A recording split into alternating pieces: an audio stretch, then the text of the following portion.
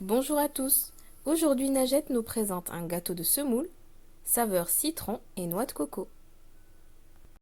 السلام عليكم سيداتي المشاهدات الكرام. اليوم ان شاء الله غادي نقدم لكم حريشه باللبن.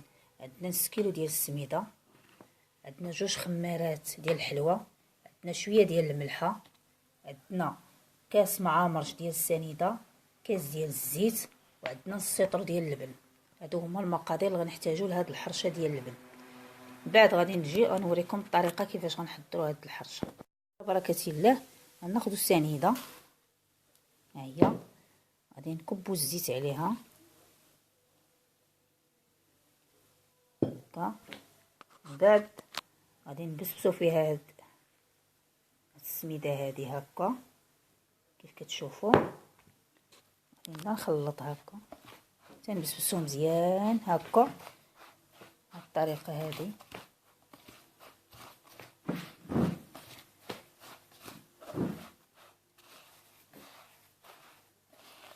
هكا كيف كتشوفوا نجمعوا القنات كاملين.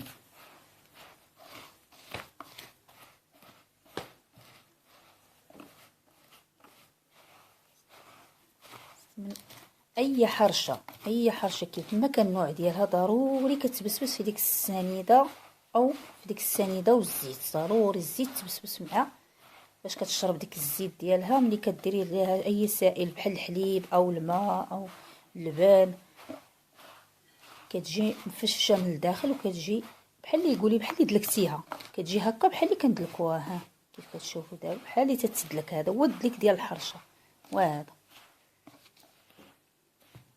هكا. من بعد غنسوسو نديرو هاد الخماره والملحه كيف كتشوفوا. غادي نحركو شويه هكا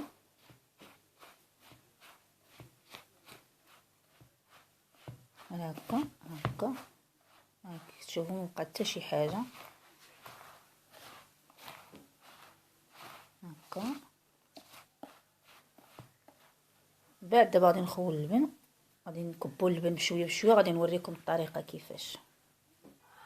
ومن بعد ما دابا درنا اللبن كتشوفوا كيفاش جات بحال هذا الشكل هذا.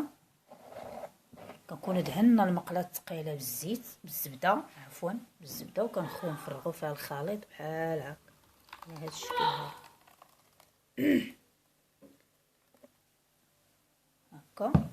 غادي نقادوها في المقله بحال هكا، غندخلوها الفرن. بعد نوريكم كيفاش جات ونعطيكم دابا شويه. غادي نعطيكم طريقه التزيين، ودابا غادي نوريكم مقادير وطريقه ديال التزيين ديالها. عندنا كاس ديال الماء، عندنا كاس معامر ديال سنيده، ها هو، عندنا قشره الحامض محكوكه، وعندنا الكوك. الطريقه هي كالتالي: غادي نديرو الماء بينما الحرشه ديالنا راه في الفران كطيب، ها هو، وغادي نحركوه ونخليوه فوق العافيه حتى يولي بحال قريب تقريبا للسيرو. ما يختار شويه يكون باقي جاري باش غير تخرج هي الحرشه من الفرن ان شاء الله. وغادي نسقيوها وغادي نوريكم التزيين كيفاش ان شاء الله. صافي، وغنديرو نسيت الحامض، سمحوا لي، قشره الحامض، وغادي نديروه فوق العافيه يتحرك. نحركوه غير شويه صافي ونطفيو عليه. ومن بعد غادي نوريكم الطريقه ديال كيفاش تسقيو الحرشه وهي تكون سخونه. قد ما كان السيرو سخون والحرشه سخونه كتكون مزيانه، كتشرب وما كتلحقيش لا ما كتخليها حتى كتبرد. عاد من بعد عاد اللي بغى يقطعها يقطعها. المهم انا غادي نوري من بعد، غادي نوريكم كيفاش جات. دابا ها هي الحرشه ديالنا كيف كتشوفوا جات على هذا الشكل هذا. انا نوريكم الطريقه كيفاش نبقاو نسقيوها هكا. قسكي هكا.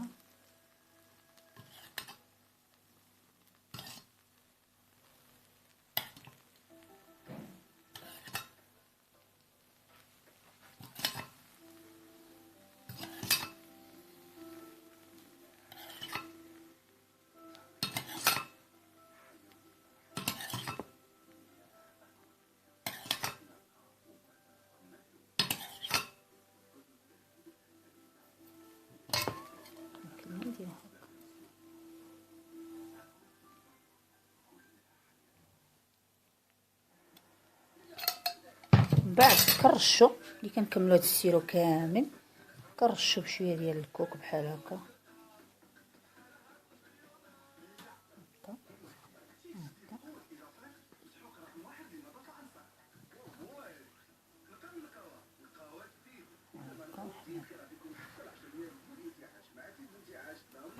القرشه ديالنا كتجي على هذا الشكل بالصحه والراحه. تيقوني راه كتجي لذيذه بزاف، كتجي تقريبا بسبوسه بالصحه والراحه. ونتمنى تجربوها وما تنساوش ديروا لنا لايك وشكرا.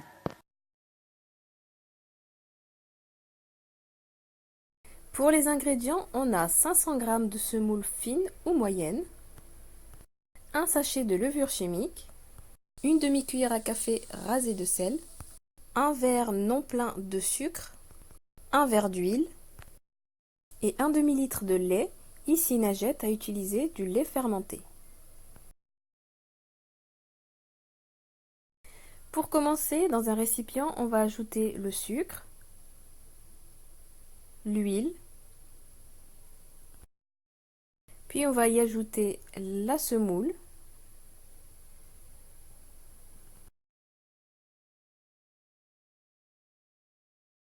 et on va dans un premier temps bien travailler ces ingrédients entre eux de manière à obtenir une texture sableuse.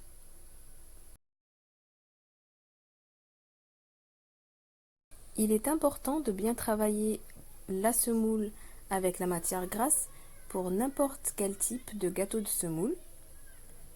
Cette étape va garantir le moelleux et le côté sablé du gâteau.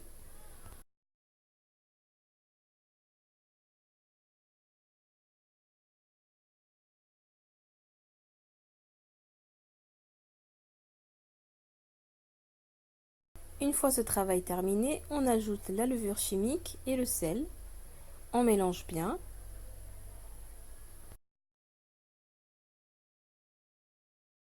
Et on va terminer en ajoutant le demi-litre de lait ou de lait fermenté et on mélangera bien l'ensemble. Voilà la texture finale de notre pâte. On va maintenant la verser dans un plat allant au four et préalablement beurré.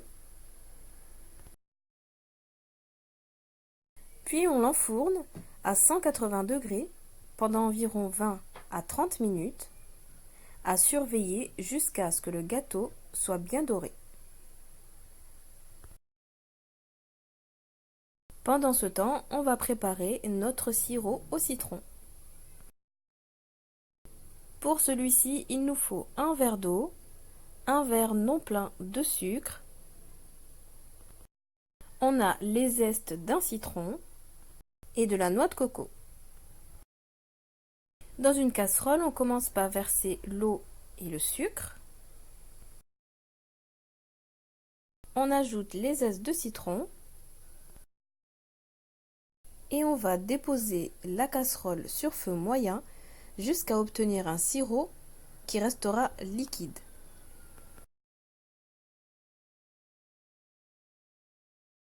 Le gâteau de semoule est cuit. Comme vous le voyez, il a pris une belle couleur dorée. Et sans le laisser refroidir, on va venir l'arroser avec le sirop de citron qui sera lui aussi encore chaud. La chaleur va permettre au gâteau de bien absorber le sirop. Après l'avoir arrosé, il faudra le laisser bien refroidir avant la dégustation car il risquerait de se casser à la découpe.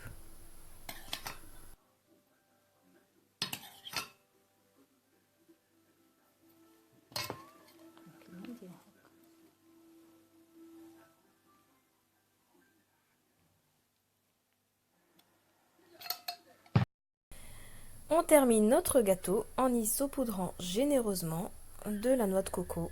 Vous pouvez également y saupoudrer des amandes concassées, des amandes effilées ou autres. Notre gâteau de semoule est maintenant prêt. Il ne reste plus qu'à le laisser refroidir avant de le déguster. Et pour l'avoir déjà goûté, je peux vous assurer qu'il est vraiment délicieux, moelleux à souhait et hyper savoureux. Alors essayez-le sans plus attendre car il est très facile à réaliser et inratable à condition de bien respecter toutes les étapes. Vous m'en direz des nouvelles. Avant de partir, n'oubliez pas de vous abonner à la chaîne pour recevoir les prochaines vidéos et à très bientôt pour une nouvelle recette.